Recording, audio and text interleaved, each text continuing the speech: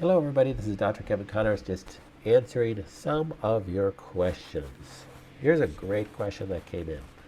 My body has been fighting the tumors with natural support. Tumors have been unofficially shrinking by exam and unofficially and by unofficial imaging. And I'm convinced that the tumors are also getting closer to the surface of my skin and away from my body cavity. This person has breast cancer. Sometimes the skin is, in the area is hot and red and sometimes slightly bluish tint. These seem to coincide with good responses. I understand this moving to the skin is a good thing. However, my oncologist is fearful of this, telling me that if it gets in my skin, it can spread all over my body.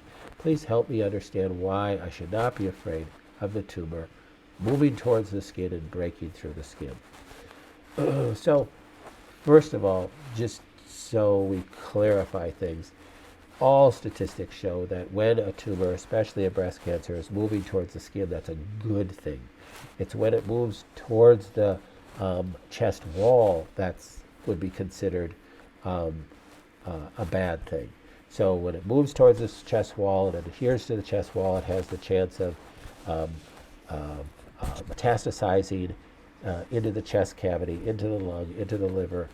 When it's moving towards the surface, that's always a good thing. So why your oncologist would say that he's fearful of it moving towards the surface is beyond me, because there's no evidence of that.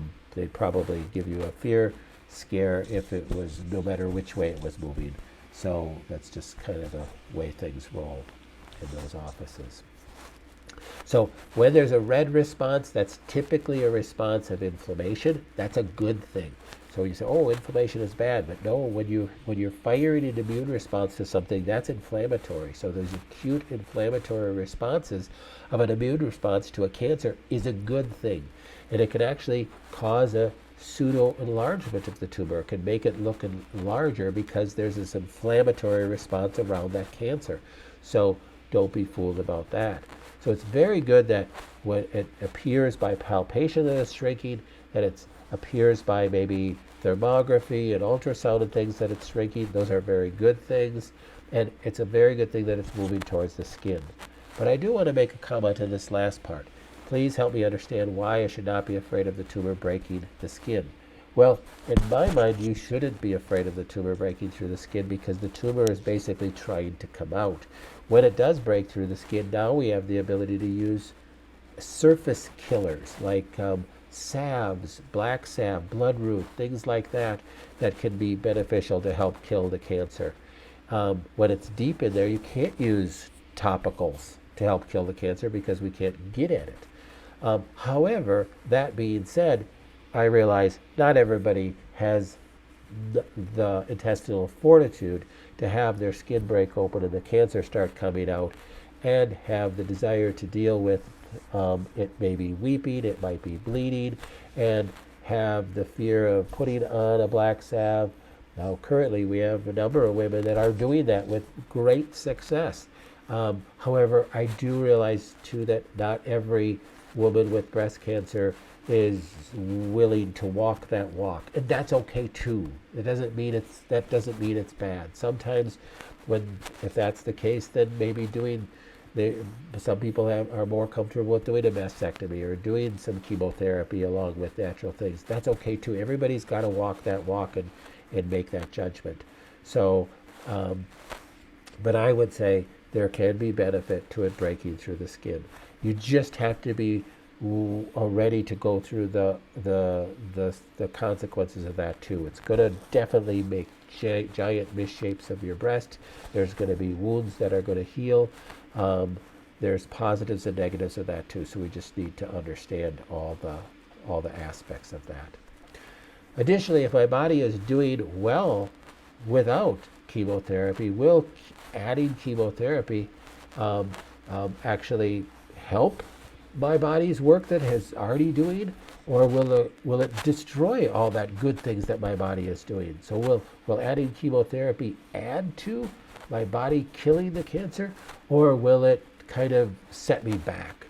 That's a great question, and nobody can really answer that question perfectly, because there isn't a perfect answer. What your body will do may be very different than somebody else's body will do. Now, I could make the argument both ways. I could make the argument, boy, you're doing such a great job. Your body's killing this cancer. It's shrinking. You're having all these great results. Just stay the course. Keep doing this. And that might be right for 50% of the people. But also I could make the argument, your body's doing great. It's killing the cancer. Let's now hit it with some harder things too, like chemotherapy, and we're going to be just going in the right direction, and this is going to knock it down. And that might be perfect for 50% of the people. So you have to feel comfortable which way God is leading you. I think you could make the argument either way. You don't know how your body, maybe if you do chemotherapy, it's going to knock you for a loop, and it's going to maybe knock it down, but then it's going to grow back faster. We just don't have those answers. Nobody has those answers. I can't tell you that answer, and don't listen to anybody that can give you these dogmatic answers in these instances, because there isn't one. Everybody is different. Second part of this question, I've had one infusion and I'm questioning whether it's right for me, given how well my body has been working on the cancer without it. That's a great comment there, because you have to find out if it's right for you. And the only way you know that is you have to have peace in your heart about that. I tell people over and over again, this is how I deal with it. I believe that God, He's promised to put His desires in my heart if I seek after Him with my whole heart. So that is my work in life, is to seek after Him and to be begging Him to give me a desire to do that, and a desire for His word, and a desire for that relationship with Him, that I can know that I know what His will is for me. And that should be my main concern. Not whether I should do chemo or not, but Lord, I need to have a relationship with You close enough that I feel comfortable that I know which way You're leading me.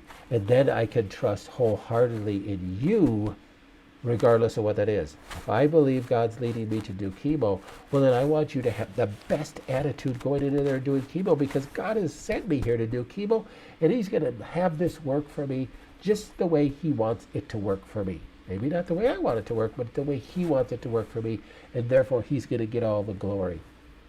If my desire is to seek after Him, and I'm seeking after Him, and I'm asking for Him for a passion, a greater passion for Him, greater knowledge for Him, and a greater wisdom, so that I can walk in that wisdom and be obedient to that wisdom, He will give that to me, if that's what my heart is. And I'm going to have peace about my decision. If my decision is to, I just don't feel right about this chemo, I'm going to cancel it. There's nothing wrong with doing that. It doesn't mean just because you agree to chemotherapy that you have to do it every 3 weeks. You can skip a week. You can skip a session. You can stop after 1. You can stop after 2. You can postpone it for 6 months. If you don't have an oncologist that will work with you that way, then find a different oncologist. You have to be obedient to Christ before you will be obedient to anybody else, okay? How do I know if I'm being obedient to Christ? I don't know. I want to be obedient to God. Well, then you need to seek after Him first. Seek Him first, and all else will be given to you. So seek Him until you know, and then don't do anything until you know. Seek Him and ask Him for those desires that He's promised you. I love this verse, Job 28:28. Fear the Lord. That is wisdom. That's what wisdom is. Fear the Lord. Desire after Him. Seek after Him. Just fear being away from Him, not knowing Him, and then depart from evil. Then follow Him.